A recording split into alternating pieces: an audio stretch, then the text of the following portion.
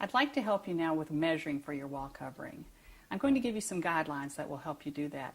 The guidelines that I'm giving you are based on a standard wallpaper measurement of 56 square feet per roll. Now, we're going to give you an example of a room. And in our example, we are going to use a room that is 11 feet by 13 feet. Let's say an example of a standard bedroom. And this bedroom has 8-foot ceilings.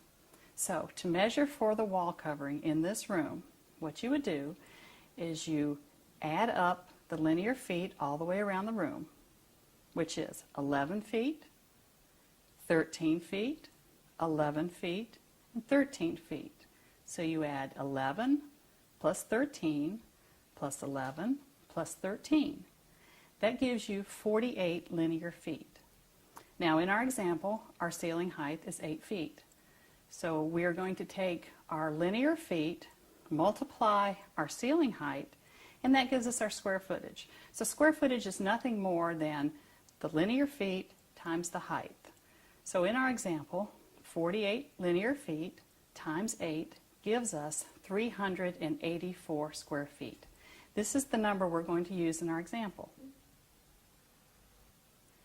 The number of wallpaper rolls that you will need for your project is going to depend on the actual pattern repeat of the particular paper that you have chosen.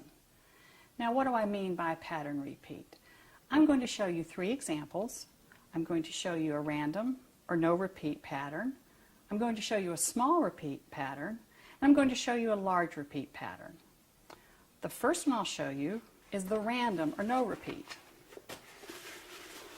When I hang my first strip on the wall and go to put my second strip beside it, a no repeat or no match pattern means I can seam it up anywhere. I can match it anywhere. There is no repeat. I don't have to worry about matching a design element on this side to a design element on the first piece. Now my second example will be a small repeat. On a small repeat pattern, if I have my first piece on and I go to place my second piece,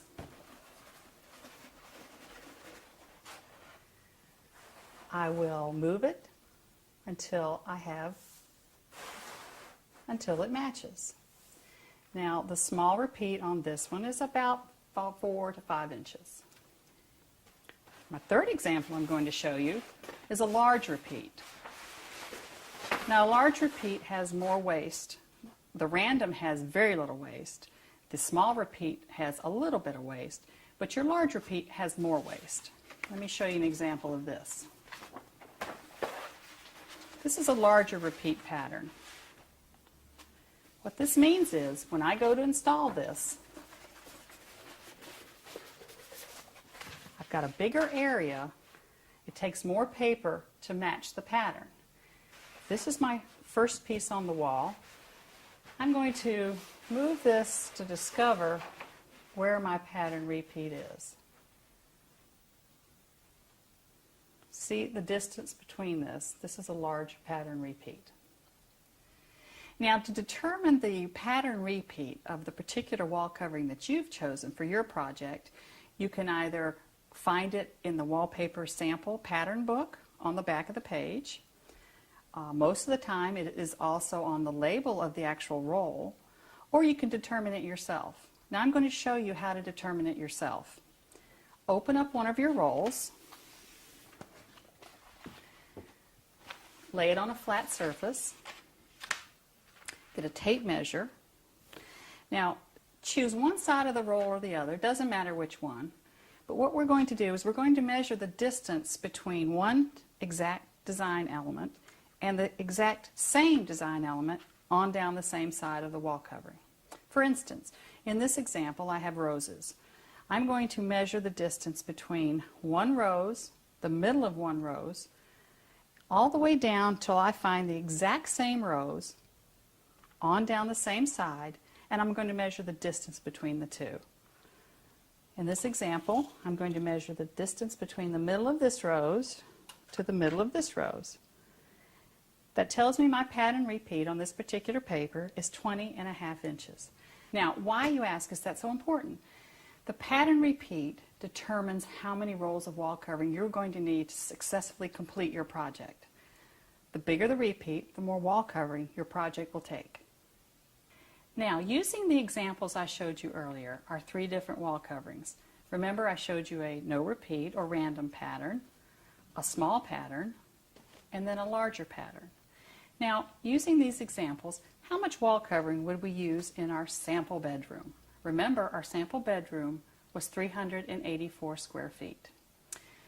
If we're going to use the random or no repeat wall covering in our sample bedroom, we're going to take the 384 square feet and we're going to divide that by 25, which is the usable square footage you will get out of a single roll. That gives us 15.36 rolls, which you must round up to 16 single rolls. This is the same as 8 double rolls. Now, on a pattern repeat of less than 12 inches, a smaller repeat, what we're going to use is 22. So, 384 square feet divided by 22, which is the usable square footage we will get off of a single roll, that gives us 17.46 rolls, which we must round up to 18, which is the same as 9 double rolls. Now for our third example, our large repeat, a repeat 12 inches or more, we're going to take our square footage, we're going to divide our 384 by 18, which is the usable square footage you will receive off of a single roll. That gives us 21.3 rolls. You must round that up to 22, which is the same as 11 double rolls. Now, if you notice in our example, in our bedroom that we have been using as an example, that we did not take out for any windows and doors when we measured around the room. Now, why, you ask? Why didn't we take out for those? A couple of reasons. Number one, it's really important for you to have a little extra wallpaper on hand in the die lot that you have installed on the wall in case some future repairs are needed. Secondly, if this is your first time installing paper, give yourself a break. You may make a mistake. You may use an extra piece. So it's always wise to have extra wall covering. Now the second or alternate method to measure how much wallpaper you will need for your project is what we call the counting strips method. To count strips, you'll need a tape measure and a pencil. What we'll do first is we'll measure how wide the actual paper we're going to use in the room is. In this example, it's 20.5 inches. You will go to your wall, measure 20.5 inches all the way around the room.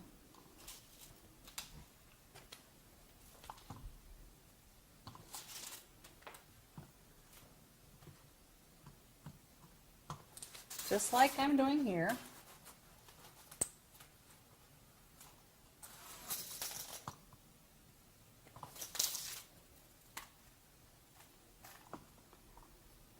And so forth until you've gone all the way around the room. Then you'll count how many strips you need. You will get 2 to 4 strips per double roll, depending on the pattern repeat, as we showed you in the square footage method, and the width of the roll of wallpaper that you're using.